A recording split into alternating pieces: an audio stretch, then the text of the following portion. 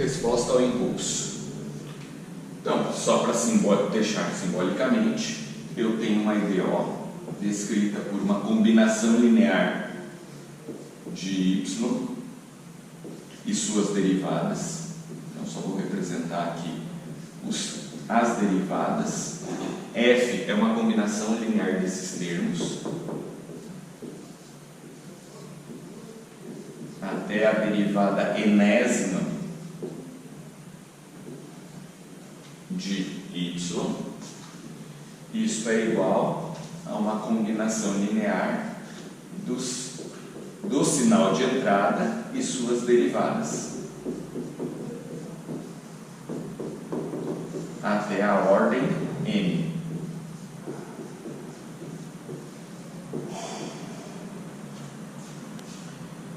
No nosso caso, como a gente está interessado em obter a resposta de impulso de um jeito mais direto, evitando o que nós fizemos até aqui, que foi gerar um sinal x de t, que é uma aproximação do impulso e aplicar um limite.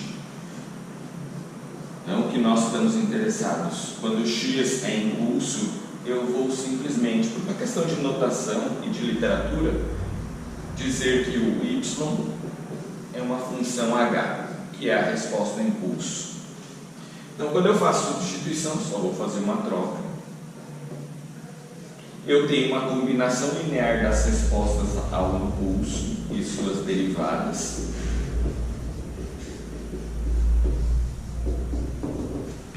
Derivada ordem n de h de t.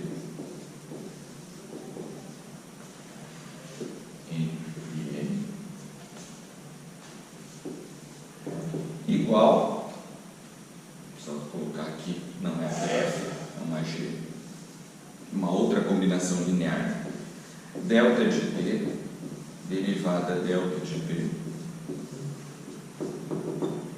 derivada ordem n, dtn. Então essa relação é que vai nos guiar na composição da solução. Outra observação que a gente vai fazer aqui. Basicamente, o sistema vai estar sempre em repouso, ou seja, ele não tem nenhuma carga inicial acumulada, seja em forma de corrente indutor, tensão e capacitor, para os nossos problemas elétricos. Então, o x de t, se nós analisarmos com mais cuidado, nós vamos verificar o seguinte: x de t basicamente é zero. Ou seja, só fazer a correção aqui. É como se todo esse g fosse nulo, efetivamente, nessa situação. Exceto algum fenômeno específico que ocorre exatamente em t igual a zero e só em t igual a zero. Lembrando que 1 é que a área do impulso é 1 e não que a amplitude naquele ponto seja 1. Então, se eu removesse essa região infinitesimal na vizinhança de t igual a zero, eu teria a solução desse problema sendo a solução homogênea. Então, vou colocar aqui, se t diferente de zero,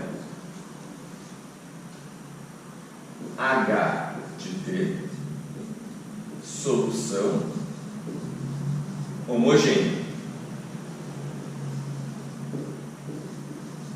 Então, há algo que ocorre em t igual a zero que perturba. Por quê? Eu aplico o efeito e tiro, o que sobra é a solução homogênea, que deve ser, se o sistema for estável, uma dissipação que o sistema está tendo do que ele recebeu em t igual a zero.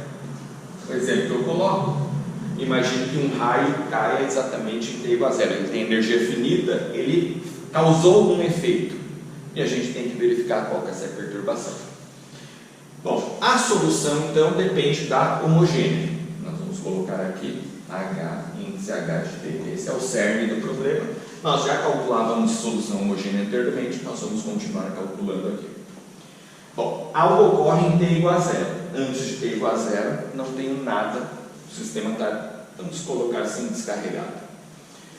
Bom, a solução total, nesta abordagem que nós seguimos do livro texto, só um adendo, o livro do Papoulis, que que é um livro-texto que também a gente pode utilizar, tem uma outra abordagem para essa obtenção da solução da resposta ao impulso.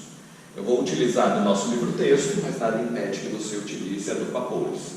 Fique à vontade em se sentir confortável com um modo de resolver o problema. Então, a solução total, ela difere da solução de ideal clássica no fato de que a gente vai ter uma solução específica para o impulso. Eu não tenho uma tabela, porque já que o sinal é impulso, só ele serve para esse tipo de solução. Então, a solução total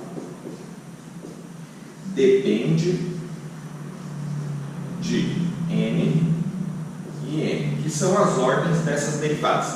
O intuito é criar uma estrutura que se encaixe aqui e a gente consiga ter relações entre os coeficientes das duas combinações lineares que eu tenho com os coeficientes a determinar da solução homogênea.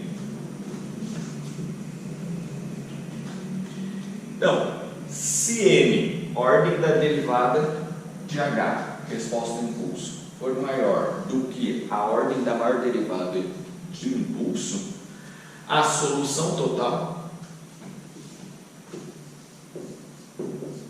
é a solução homogênea multiplicado pelo degrau. Isso é suficiente porque eu vou ter menos derivadas de delta em relação a derivadas de H. Então, quando eu jogo aquela estrutura com os coeficientes a determinar, vai ter coeficiente suficiente para se encaixar com os coeficientes que eu tenho, basicamente, dessa segunda linha, das derivadas de impulso e impulso. Não importa quão grandes sejam esses valores, poderia ter 1001 para M e M respectivamente, seria somente essa estrutura.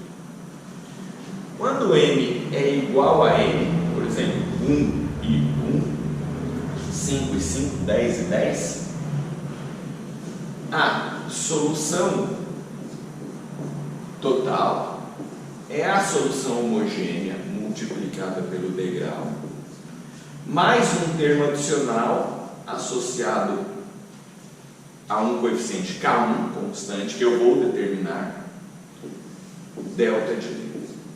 Então, agora, quando eu tenho igualdade, significa, por exemplo, se eu estivesse nessa situação, onde a maior derivada de H e delta é 1, quando eu derivar, se eu não tivesse esse termo, quando eu derivasse isso, eu teria um impulso associado, regra da cadeia, e aí faltaria algum coeficiente nessa linha de cima, quando eu faço a substituição, para encaixar com este coeficiente da derivada primeira de delta. Isso é suprido por esse termo, porque quando eu derivá-lo, derivada do impulso é derivada do impulso, e o coeficiente está associado a ele. E agora, finalmente, quando N é menor do que M.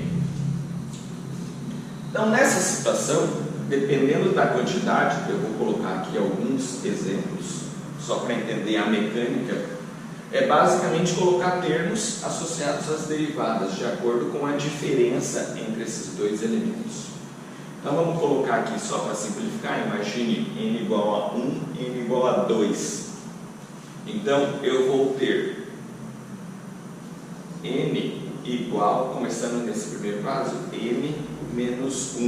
Então, se M é 2, N igual a 1.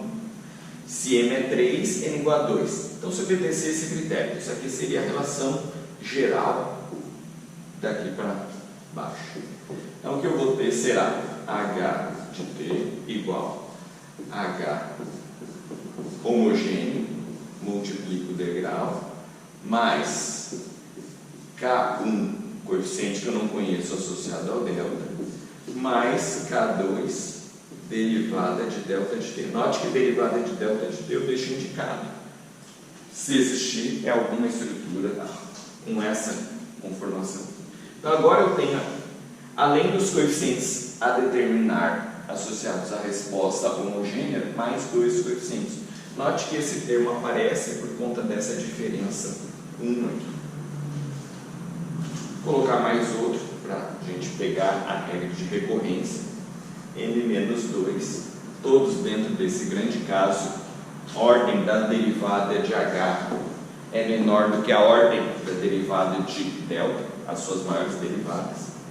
Então eu tenho resposta total, resposta homogênea, que multiplica degrau.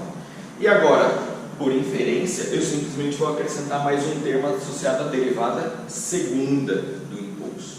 Então, vou colocar aqui K1, que multiplica delta de T, mais K2, derivada delta de T dt, mais K3, derivada delta de T dt.